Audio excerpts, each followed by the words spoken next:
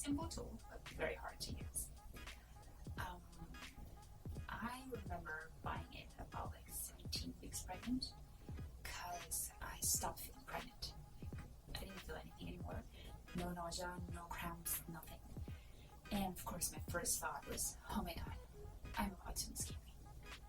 Of course. So I went for a stethoscope because apparently people say that you can hear baby's heartbeat with it since week 17 or so of pregnancy. Well, no. At least not for me. Actually, when I went in for my 25-week appointment with the OBGYN, I asked her about stethoscopes, and she said that it's nearly impossible. It's really, really hard to use them for this kind of purpose. But eventually I managed. I'm going to share with you the method that I use, which is very, very simple, and tell you what I do, how I do it. And I think that if I knew these things before, maybe I would have been able to hear my baby's heartbeat much earlier than that. So the first thing to do is to make sure that this part of it is the one that is picking up sounds, because this stethoscope, we got it on Amazon, by the way. What you do is twisting this thing, and if I understand this correctly, this kind of opens either this part or this part of the stethoscope, and you gotta make sure that this is the part that is working. And then you have to put this part on that I don't know what to call. Obviously, it's very hard for me to talk about these things in English, but put them on and make sure that this bended part goes toward the back. So not like this, like this. You put it on, and then it's time to use it. And it's very easy. Just put it on the different spots, and you look for the heartbeat. I read many guides, many articles and posts, and I watched videos, but it's not really clear what to do. Apparently, the procedure is to try to touch your belly and your uterus, of course. Now, I'm touching here, but it really depends on the size of your uterus at that time. So your uterus is still very small. So you touch your uterus, and what you want to do is look for a part that is a spot that is firm and hard to touch, and supposedly that's baby's back. Honestly, I've never been able to tell that apart from all the rest of whatever is happening in there. And this may be just me, but I tried many times, and even now that I'm 36 weeks pregnant, it's kind of hard to tell. I mean, I feel things that are harder or firmer, but who knows? And the reason why you want to look for a baby's back is because babies tend to be really curled up like this, and the back is the easiest spot from where you can have access to baby's heart. It's the easiest way, it's the best way to be as close as possible to baby's heart.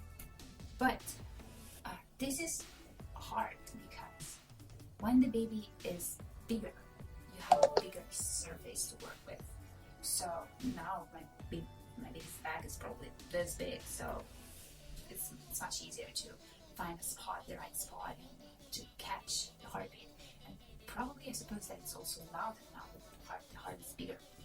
When the baby's tiny, like 17 or 20 weeks, the surface that you work with is really small, so you actually have to really catch the exact spot where to place this thing. And when the baby's bigger, of course, you can even misplace it a little bit. You'll hear the heart again. But when the baby's small, you really have to find that spot. At least with a tool like this. Digital ones, doublers, whatever they call them, those work much better, of course. So anyway, what you want to do is to place this thing on your belly and then push a little bit, because obviously there is a layer of fat, there is a layer of muscles, there is skin, there is uterus, there is amniotic fluid, so you kind of gotta push a little bit, but you want to do it gently because you don't want to feel any discomfort and you don't want to cause any discomfort to the baby. So push it just enough so to try to be as close as possible to the baby, but not too much. Be very careful with that. And let me repeat that, not a doctor. And be really careful if you want to do this, and maybe ask your doctor for advice or anything. Should be safe, but just in case. So you put this, and the first obstacle is that it's really sensitive. So it picks up sounds and noises from your hand. So you gotta make sure to place your hand in a way that doesn't interfere with this process. What I do is using like 2 fingers like this on the round part of it. Like I put it like this. So this kind of removes all the like bones moving, like muscles, whatever. You can hear those things. And also be aware that it might be kind of tricky to hear baby's heartbeat because so much goes on in our bodies all the time. So you hear all kinds of sounds. When you actually hear the heartbeat, you just know that that's it. It's pretty fast. It tends to be pretty fast, like 130, 140, 150 beats per minute. So if you hear this, like, toon, toon, toon, toon, toon, it's pretty loud. If you cannot hear anything, you want to move this thing. But before moving it, my advice is to wait like 10, 15, 20 seconds to make really sure that you cannot hear anything. Because what happens is that if you don't pick up the sound immediately, it might take you a while to actually recognize the heartbeat. And so what you do after you waited 15, 20 seconds, and you want to move it. And now that the baby is big for me, I move quite a lot. Like the range of movement is like from here to here, here, here. Because, I mean, the baby's big. But the smaller the baby, the smaller the movements. So maybe you start from here. I'm showing here because I'm not sure that you can see the lower part of my belly, but you want to do it here because at the beginning of the uterus is pretty low here. So you do small movements. You start here, nothing, then you move a little bit. Like, pretend that this is my belly. You start from here and then you move just tiny bit.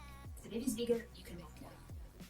And for me, a spot that works most of the time is surprisingly near to my belly button, but I'm talking about 30 weeks pregnant.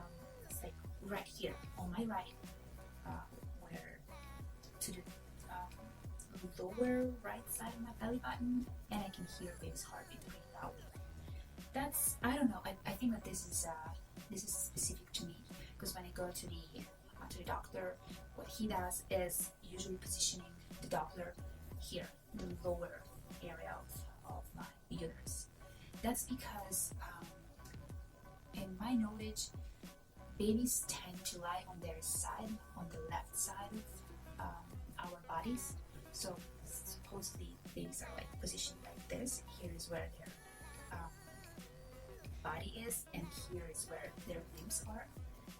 Obviously, it's not a universal rule, and things can change depending on every woman, but that's my knowledge.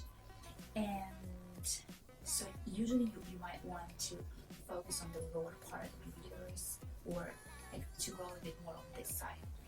But for some reason, it never worked for me. As I said, it works better on this side, but you give it a try. And another important thing is that a big factor into this is where the baby is, because even if the baby is on his or her side, it can be deep down toward your back or more toward the surface of your belly. And even now, if the baby is facing my back, I cannot pick his or her heartbeat with the stethoscope, of course. So you wanna catch the moment when the baby is, close as possible to the surface of your belly. So from this comes the urgency or the necessity for you to try several times. The more you try, the higher are the chances to hit its heartbeat early on. And also it's very important because I feel like, using this tool is very easy, but you have to develop some kind of sensitivity to it, to really understand how to use your fingers, how to move your hand, how much push or how not to push, and what kind of sound to look for. And it took me several tries before actually being able to do this. So if you're early in your pregnancy, just keep doing it. Just don't be discouraged. Keep doing it. Try different spots, as many spots as you can. Be as patient as possible. And I think that you might be able to succeed, because if so many people say that it's possible to hear baby's heartbeat from week 17, they're like, must be true. They must be right. And yeah, if I could go back in time, I would just keep trying instead of like giving up after a couple of tries and be like, whatever, this doesn't work. So yeah, that's it. It's pretty easy, challenging but easy. And let me know how it goes, whether you succeeded or not, or if you have any other tip that can be usable that you didn't add to the description of the video or something for audio. Because when I was researching, I was actually not able to find any very usable video, except videos that would say the obvious things or the same things that articles say, but still they were not really usable for me. So yeah, I hope that this will actually help you. And see you next time. Bye!